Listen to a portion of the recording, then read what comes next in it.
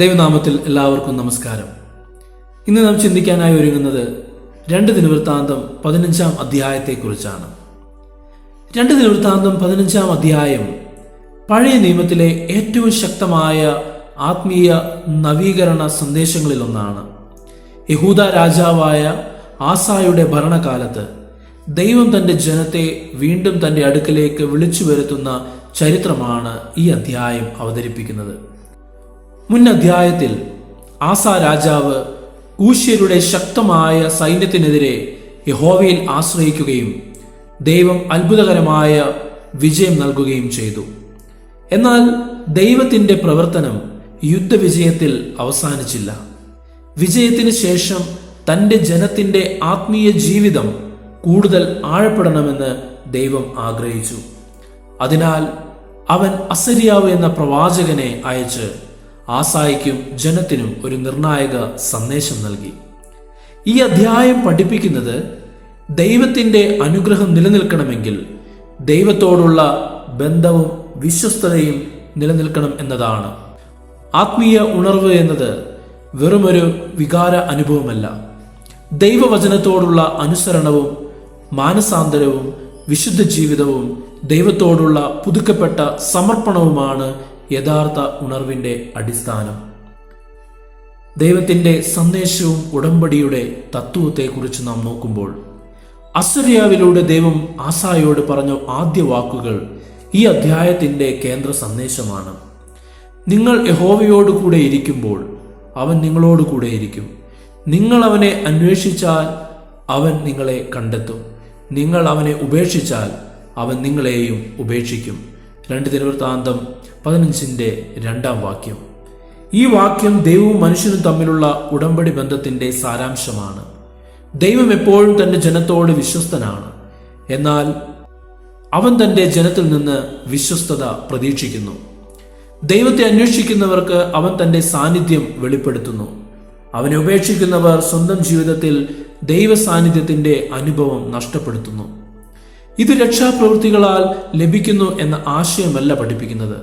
മറിച്ച് രക്ഷിക്കപ്പെട്ട ദൈവജനത്തിന്റെ ജീവിതം ദൈവത്തോടുള്ള സ്നേഹത്തിലും അനുസരണത്തിലും വളരേണ്ടതിന്റെ ആവശ്യകതയാണ് വ്യക്തമാക്കുന്നത്. ആത്മീയ വീഴ്ചയെയും സാമൂഹിക പ്രത്യാഘാതങ്ങളെയും നോക്കുമ്പോൾ അസര്യാവ് ഇസ്രായേലിന്റെ ചരിത്രം ഓർമ്മിപ്പിക്കുന്നു. ഒരു കാലത്ത് യഥാർത്ഥ ദൈവത്തെ അറിയാതെയും ദൈവത്തിന്റെ ന്യായപ്രമാണം അവഗണിച്ചും ജനങ്ങൾ ജീവിച്ചിരുന്നു. പുരോഹിതന്മാരുടെ ആത്മീയ നേതൃത്വവും ദുർബലമായി. അതിന്റെ ഫലമായി സമൂഹത്തിൽ സമാധാനം നഷ്ടപ്പെട്ടു. കലഹങ്ങളും ഭയവും അനിശ്ചിതത്വവും വ്യാപിച്ചു.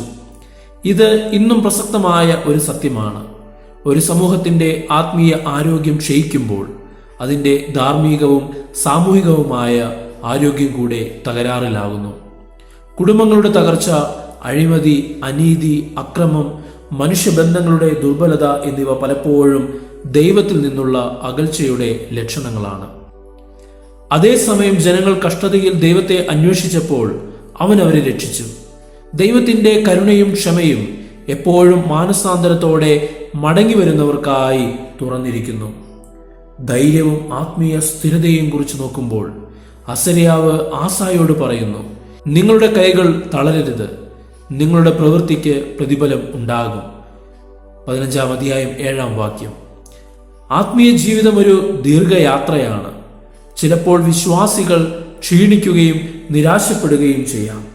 പ്രാർത്ഥനയ്ക്ക് മറുപടി വൈകുന്നത് പോലെ തോന്നാം. ശുശ്രൂഷയിൽ ഫലം കാണാതിരിക്കാം. വിശ്വാസത്തിൽ ഉറച്ചു നിൽക്കുന്നത് പ്രയാസകരമാകാം.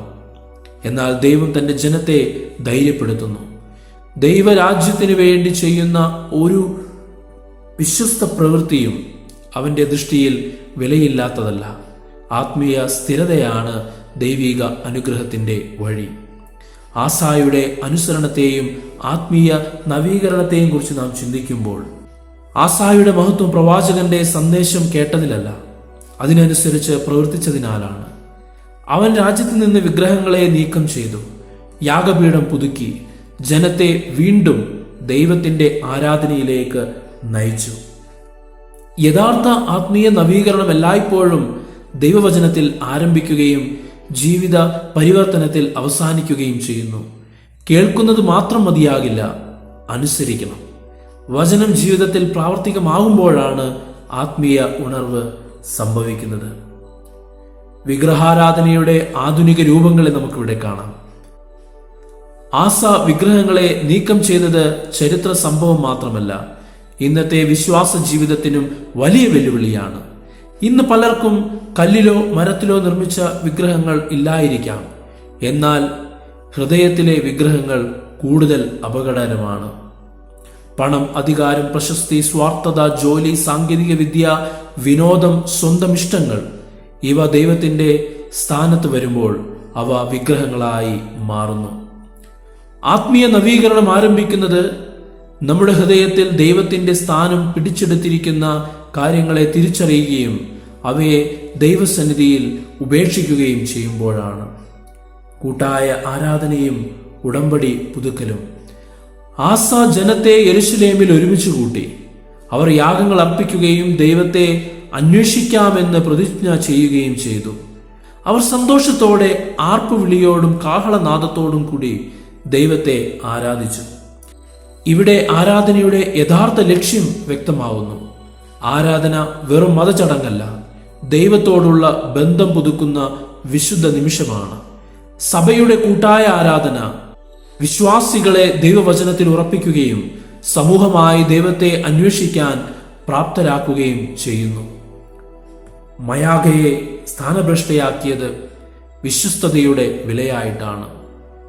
ആസ തന്റെ അമ്മയായ മയാഖയെ പോലും രാജ്ഞി സ്ഥാനത്ത് നിന്ന് നീക്കി. കാരണം അവൾ വിഗ്രഹാരാധനയെ പ്രോത്സാഹിപ്പിച്ചിരുന്നു. ഈ സംഭവം ദൈവത്തോടുള്ള വിശ്വസ്തത വ്യക്തിബന്ധത്തെക്കാൾ ഉയർന്ന സ്ഥാനത്തായിരിക്കണമെന്ന സത്യം പഠിപ്പിക്കുന്നു.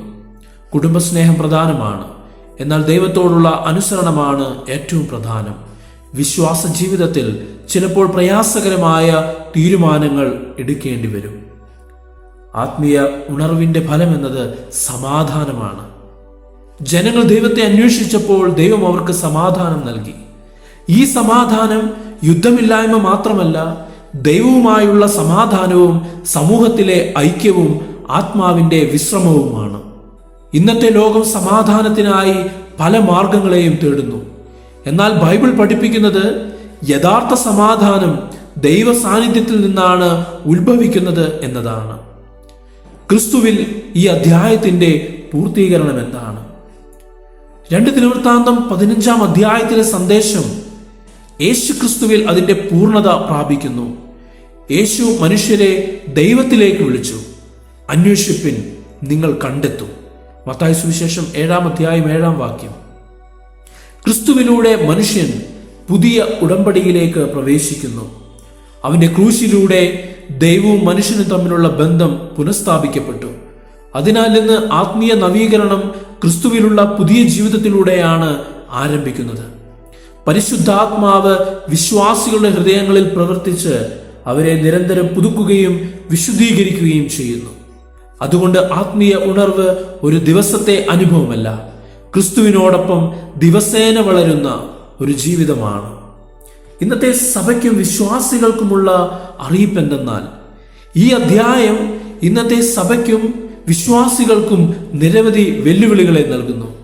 ദൈവവചനത്തെ കേന്ദ്രീകരിച്ചുള്ള ആത്മീയ ഉണർവ് സഭയിൽ വളരേണ്ടതുണ്ട്. പ്രാർത്ഥനയും ആരാധനയും വെറും ചടങ്ങുകളാകാതെ ജീവിത പരിവർത്തനത്തിലേക്ക് നയിക്കണം. വ്യക്തിപരമായും കുടുംബപരമായും സഭാതലത്തിലും ദൈവത്തെ അന്വേഷിക്കുന്ന സംസ്കാരം വളർത്തണം.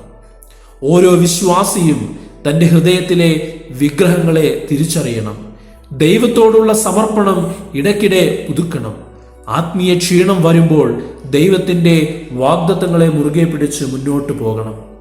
സഭയുടെ യഥാർത്ഥ ശക്തി കെട്ടിടങ്ങളിലോ സാമ്പത്തിക ശക്തിയിലോ അംഗസംഖ്യയിലോ അല്ല, ദൈവത്തിന്റെ സാന്നിധ്യത്തിലാണ്. 2 ദിനവൃത്താന്തം 15-ാം അധ്യായം ഒരു രാജാവിന്റെ ഭരണചരിത്രം മാത്രമല്ല, ദൈവത്തെ അന്വേഷിക്കുന്ന ജനത്തിന്റെ ആത്മീയ നവീകരണത്തിന്റെ മഹത്തായ മാതൃകയാണ്. അസര്യാവിന്റെ പ്രവാചക സന്ദേശം ഇന്നും ഓരോ വിശ്വാസിയോടും സഭയോടും സംസാരിക്കുന്നു. ദൈവത്തെ അന്വേഷിക്കുന്നവർ അവനെ കണ്ടെത്തും, അവനോടുള്ള വിശ്വസ്തത അനുഗ്രഹത്തിലേക്കും സമാധാനത്തിലേക്കും നയിക്കും. ആസാ രാജാവിന്റെ ജീവിതം നമ്മെ പഠിപ്പിക്കുന്നത് യഥാർത്ഥ ആത്മീയ ഉണർവ് ദൈവവചനം കേൾക്കുന്നതിൽ ആരംഭിക്കുകയും അനുസരണത്തിൽ പ്രകടമാകുകയും വിശുദ്ധ ജീവിതത്തിൽ നിലനിൽക്കുകയും ദൈവസാന്നിധ്യത്തിൽ സമാധാനം കണ്ടെത്തുകയും ചെയ്യുന്നു എന്നതാണ്. അതിനാൽ 2 ദിനവൃത്താന്തം 15-ാം അധ്യായത്തിന്റെ കേന്ദ്ര സന്ദേശം ഇതാണ്: ദൈവത്തെ പൂർണ്ണഹൃദയത്തോടെ അന്വേഷിക്കുന്ന ജനത്തെ ദൈവം ഒരിക്കലും കൈവിടുന്നില്ല. മാനസാന്തരത്തോടും അനുസരണത്തോടും വിശ്വസ്തയോടും കൂടെ ദൈവത്തിലേക്ക് മടങ്ങി വരുന്നവർ അവന്റെ സാന്നിധ്യവും സമാധാനവും അനുഗ്രഹവും അനുഭവിക്കും. ആത്മീയ നവീകരണം ദൈവവചനത്തിൽ ആരംഭിച്ച് ജീവിത പരിവർത്തനത്തിൽ പൂർത്തിയാകുന്നു. ഈ വചനങ്ങളാൽ ദൈവം നിങ്ങളെ ഓരോരുത്തരെയും അനുഗ്രഹിക്കുമാറാവട്ടെ. ആമേൻ.